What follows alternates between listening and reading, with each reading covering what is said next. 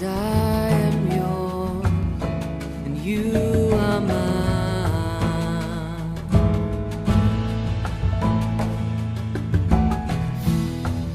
'Cause I am yours, you are mine.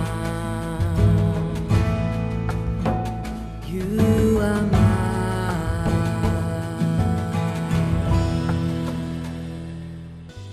న్యాయాధిపతుల గ్రంథము 12వ అధ్యాయము 1వ వచనం నుండి.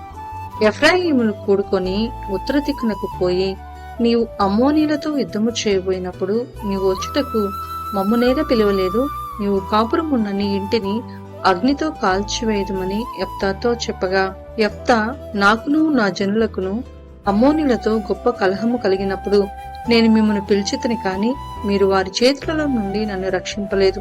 మీరు నన్ను రక్షింపకపోవుట నేను చూచి నా ప్రాణమును అరచేతిలో ఉంచుకొని అమ్మోనీలతో యుద్ధము చేయపోతిని. అప్పుడు యెహోవా వారిని నా చేతికి అప్పగించెను. కనుక నాతో పోట్లాడుటకు మీరేలా నేడు వచ్చితిరనెను. అప్పుడు యెఫ్తా గిలాదు వారినందరినీ పోగు చేసుకుని ఎఫ్రాయిములతో యుద్ధము చేయగా, గిలాదు వారు ఎఫ్రాయిములను జయించిరి. ఏలయనగా వారు ఎఫ్రాయిములకును మనష్షీయులకును మధ్యన గిలాదు వారైనా మీరు ఎఫ్రాయిముల ఎదుట నిలువక పారిపోయిరని వారనిరి. ఎఫ్రాయిములతో యుద్ధము చేయుటకై గిలాదు వారు యోర్దాను దాటు రేవులను పట్టుకొనగా, పారిపోయిన ఎఫ్రాయిములలో ఎవడో నన్ను దాటనీయుడని చెప్పినప్పుడు గిలాదు వారు నీవు ఎఫ్రాయిమీయుడవా అని అతన్ని అడిగిరి. అందుకతడు నేను కాను అని ఎడల వారు అతని చూచి షిబ్బోలెతను శబ్దము పలుకుమనిరి. అతడు అట్లు పలకనేరక సిబ్బోలెతని పలుకగా వారు అతను పట్టుకొని యోర్దాను రేవుల యొద్ద చంపిరి. ఆ కాలమున ఎఫ్రాయిములలో 42,000 మంది పడిపోయిరి. యెఫ్తా 6 సంవత్సరములు ఇజ్రాయేలీలకు న్యాయాధిపతి అయి ఉండెను. గిలాదు వాడైన యెఫ్తా చనిపోయి గిలాదు పట్టణములలో ఒక దానియందు పాతిపెట్టబడెను. అతని తరువాత బెత్లెహేము వాడైన ఇబ్సాను ఇజ్రాయేలీలకు అధిపతి ఆయను. అతనికి 30 మంది కుమారులను 30 మంది కుమార్తెలను ఉండిరి. అతడు ఆ కుమార్తెలను తన వంశమున చేరని వారికిచ్చి తన వంశములకు చేరని 30 మంది కన్యలను తన కుమారులకు పెండ్లి చేసెను.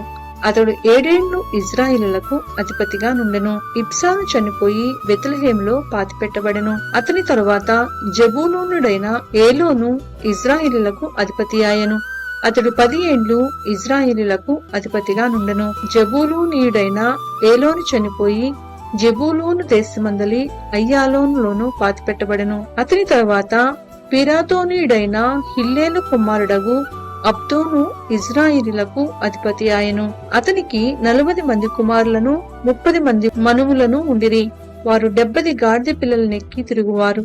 అతడు 8 ఏండ్లు ఇజ్రాయేలీలకు అధిపతిగా నుండెను. పిరాతోనీయుడైన హిల్లేలు కుమారుడగు అబ్దోను చనిపోయి ఎఫ్రాయిము దేశమందలి అమాలేకీల మన్యంలోనున్న పిరాతోనులో పాతిపెట్టబడెను.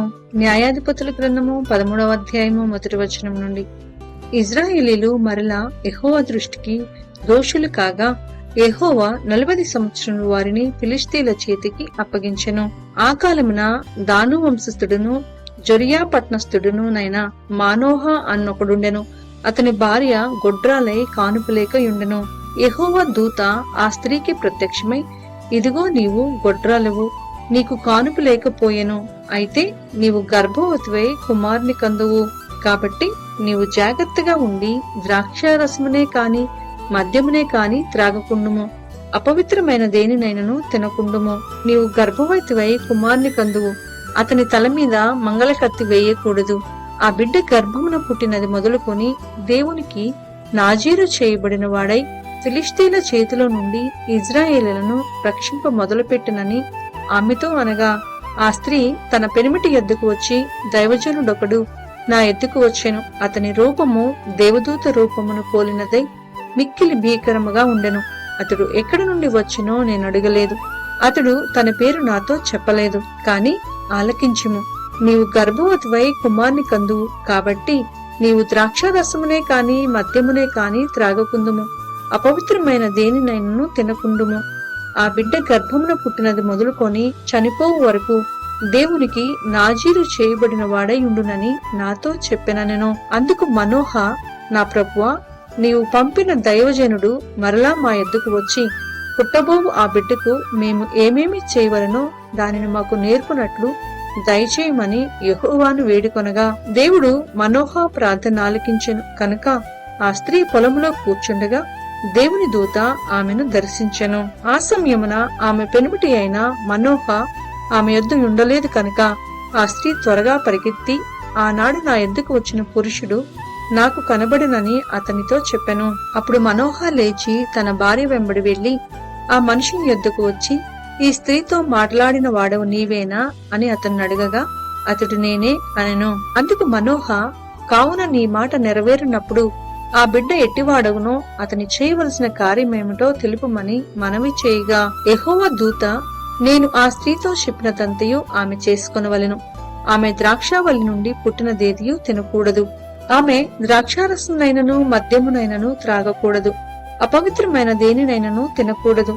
నేను ఆమెకు ఆజ్ఞాపించినదంతయు ఆమె చేసుకునవలనని మనోహతో చెప్పెను. అప్పుడు మనోహ, మేము ఒక మేకపిల్లను సిద్ధపరిచి నీ సన్నిధిని ఉంచు వరకు నీవు ఆగుమని మనవి చేసుకొనుచున్నామని యెహోవా దూతతో చెప్పగా, యెహోవా దూత, నీవు నన్ను నిలిపినను నీ భోజనము నేను తినను.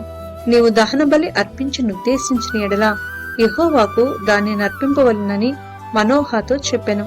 అతడు యెహోవా దూత అని మనోహకు తెలియలేదు. మనోహ, నీ మాటలు నెరవేరిన తర్వాత మేము నిన్ను సన్మానించినట్లు నీ పేరేమని యెహోవా దూతను అడగగా, యెహోవా దూత, నీవేళ నా పేరు అడుగుచున్నావు, అది చెప్పశక్యము కాదనెను. అంతట మనోహ నైవేద్యముగా ఒక మేకపిల్లను తీసుకుని యొక్క రాతి మీద యెహోవాకు అర్పించెను.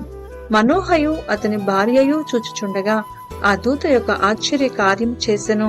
ఎట్లనగా, జ్వాలలు బలిపీఠము మీద నుండి ఆకాశమునకు లేచుచుండగా యెహోవా దూత బలిపీఠము మీదనున్న ఆ జ్వాలలలో పరమునకు ఆరోహణమాయెను. మనోహయు అతని భార్యయు దాన్ని చూచి నేలకు సాగిలపడిరి.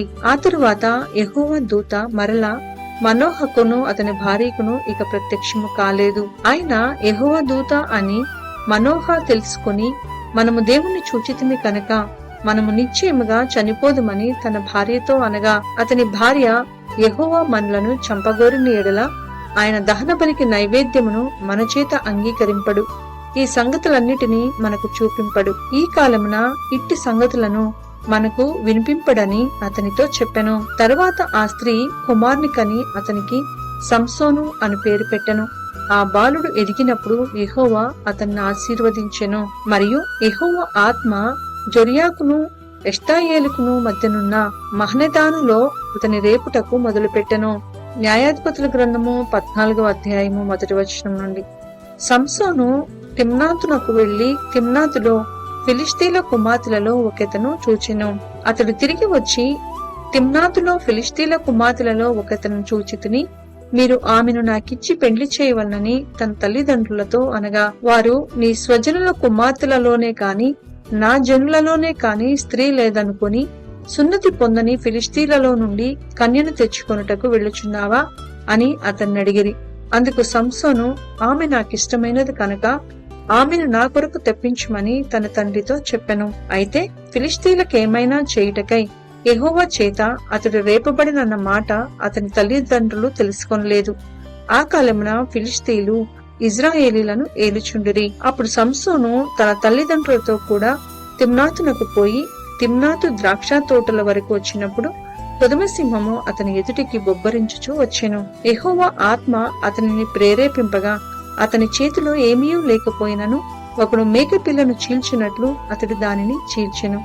అతడు తాను చేసినది తన తండ్రితోనైనను తల్లితోనైనను చెప్పలేదు. అతడు అక్కడికి వెళ్లి ఆ స్త్రీతో మాట్లాడినప్పుడు ఆమె యందు సంసోనుకు ఇష్టము కలిగెను. కొంతకాలమైన తర్వాత అతడు ఆమెను తీసుకుని వచ్చుటకు తిరిగి వెళ్ళుచుండగా ఆ సింహపు కళేబరమును చూచుటకై ఆ వైపు తిరిగినప్పుడు సింహపు కళేబరంలో తేనెటీగల గుంపును తేనెయు కనపడగా అతడు ఆ తేనె చేతనుంచుకొని తినుచూ వెళ్ళుచు తన తల్లిదండ్రుల ఎద్దుకు వచ్చి వారికి కొంత నిగిగా వారును తినిరి.